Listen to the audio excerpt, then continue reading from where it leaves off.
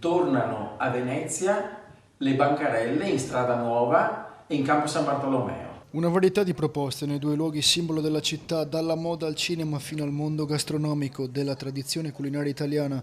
Dal 15 al 19 aprile il centro storico di Venezia accoglierà la prima edizione della Fiera di Pasqua organizzata da Confcommercio Venezia.